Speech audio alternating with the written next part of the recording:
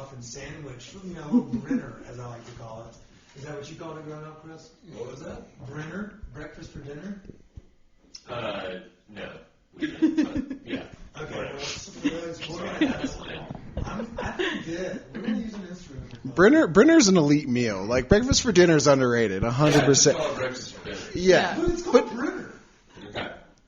Either way, how have we come up with these menu items that we are not only serving at the Radiator, but you're also still doing, the takeout and the catering orders for the holidays, like dank-ass sandwiches, cookies, pizzas? Where are these menu items coming up from? Is this Stonerisms 101? Well, A lot. I think Munchies aren't not involved. Double negative. Really, I see what you did there. Yeah, we're really just cooking stuff we want to eat. Like we eat the food we eat we cook. Excuse me. And so we just try to make stuff that's good for us. If we're like in we're making like curry mashed potatoes. We're like, well, let's throw it on a pizza. And like that was a pizza for a long time. Like in the summer, we're eating just like peaches from the farm stand. Throw it on a pizza. Like pizza's a really great canvas because it's just flatbread with stuff on it, right? So it's just like, what's the best stuff? What do we want to have in the house? Like, and then we'll just sell it like to people. Yeah. Because a couple of weeks ago, I just really wanted lemon curd. I love the process of making lemon curd. I just love lemon curd. And I was like, all right, we got all this shit ton of lemon curd. Like we're putting it on pizza this week. And now we're making it every week because people love that pizza. Yeah. And you have the hand pies, which I had a bolognese hand pie, y'all, and it was so buttery and flaky, and the sauce and the cheese on the top, it was cum-worthy. But these are some really amazing items that y'all are coming up with. And so is it just how many trial and errors are we talking? Because we do all of our episodes of pure perfection, one cut, right? Live all the time. Live all the time. Everything else, we never cut anything. Right.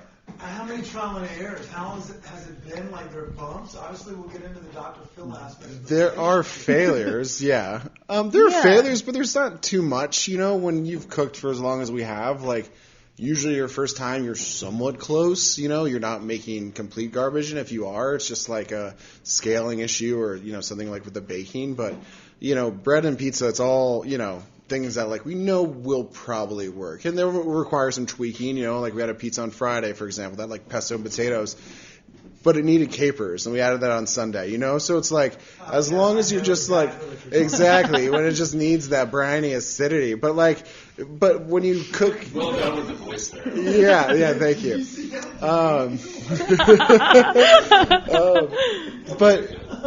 But it's honestly just been a lot of practice. We're young, but we've been cooking and baking professionally for some years, so it comes like with that and just like, at this point in cooking, nothing hasn't been done. So like we're not doing anything new, but it's just about doing what we want to do and like doing what sounds good to us. It's like we made bolognese because it started to get cold, and that was like kind of like something we just wanted to have in the house. So we did bolognese pizza. It was delicious. We have leftover bolognese, and that's going in a hand pie. So it's these kind of ways like be smart, but also like just make delicious food accessible. Absolutely like failures though too. For the last a month, I've been like struggling at making like a simple like pound cake, and it just sucks every single time I make it. So hit me. 1 pound of sugar, 1 pound of flour.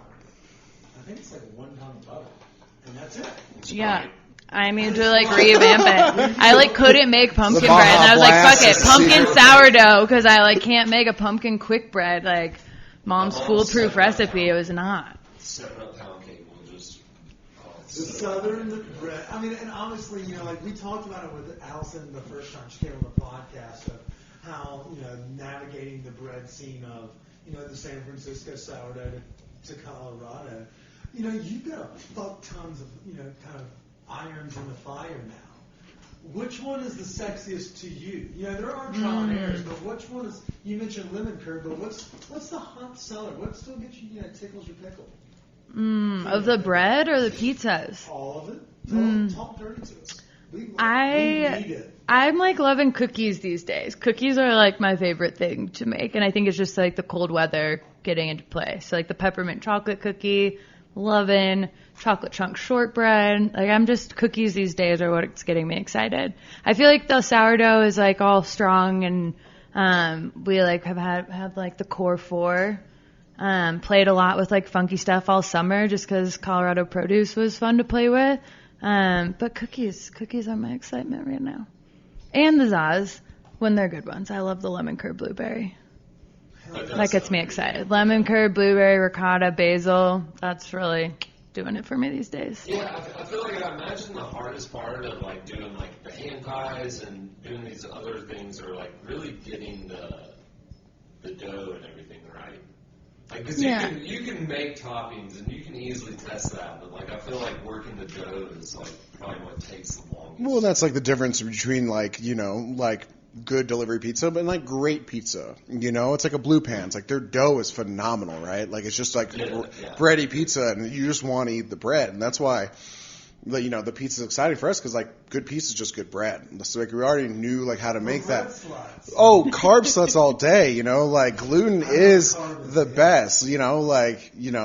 We're all for carbs on carbs on carbs, and like we eat a lot. We just try to like make them the best we can, right? So we use like the best flour. We like make sure the starter's like healthy and you use all the right proportions. And when you use the best stuff and treat it simply, it usually comes out pretty good. So like just starting there and like having good dough, like I'm the most excited about the pizza dough because it's just like, when I could eat it every day and not get super duper fat and like also people enjoy it, that's like really where it's like, rewarding. And then, the English muffins too are like what's next for us, like with the breakfast sandwiches. The English muffins were delicious. And I've got an idea for a wintertime ham pie. Maybe like French onion soup ham. Oh, speaking our language, we talk a lot about French onion in this house. Like get the fuck out of here. With the caramelized onions? Oh yeah. Happen, I'll bring the masses. Okay. We will make that Challenge happen. accepted. We'll call that the Chris's ham pie. Yes. Please call it the Stone Appetit ham. Stone Appetit trademark hand pie. Absolutely. On the menu. We'll get a little doobie stamp on the top of it. Maybe. A little pie doobie? Mm-hmm. Okay, maybe. Yeah, I like the creativity, boys. We're asking too much here. Well done, Chris. No, that's a great idea, Chris. Love it. Full of Yeah. No, if you got more, throw them at us. We're all for the fun and the funky, man. Like, we want to make the things that people haven't had before, but are like still relatable. So French onion ham pie sounds delicious. I mean, it does. I wouldn't mind a shepherd's pie ham pie. That's on our list for sure. Yeah. Oh yeah. I love shepherd's pie. Dude, I would get the cubed meat instead of ground. Ooh. Really? Yeah. I've not done Like that. the stew meat? Okay. Really? Yeah. Okay. That's the way to do it. All It's right. a lot more fun. Kev's done a lot of R&D in the Shepherd pie shepherd pie scene. Noted. Stop. I've seen it. That's what the Dutch oven has seen very well. I feel like we really just need to take you over to England and get you a good shepherd's pie. I mean, we're going to try this Expensive. food, Chris. We are not going to do beans and sausage for breakfast. Fuck no. Okay, so what's going on during this holiday season with the Funky Flame? There got to be doing something. Yeah, we got all kinds of things. So you can find us at Radiator for the rest of the month. We're there Fridays from 4 to 8 doing pizza and salads and other funky things. Saturday morning is all bakery goods. So the breads y'all know or should know. English muffins, biscuits, cookies. French onion hand pies. French onion hand pies. That's what you find on Saturday morning. And then Sundays we're doing a 10 to 3 brunch there.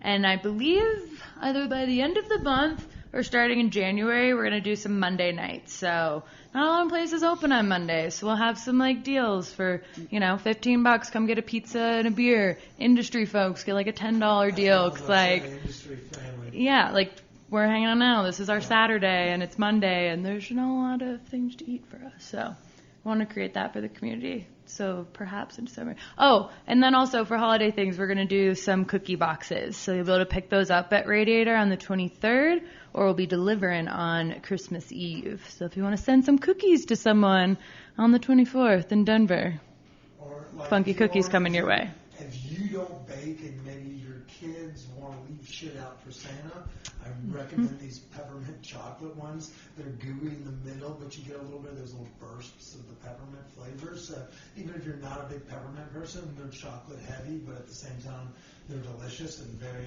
seasons bright flavor. They are really good, and I'm not the biggest like peppermint fan, but these are fucking good. And the gootiness in the middle is so damn good. Yeah.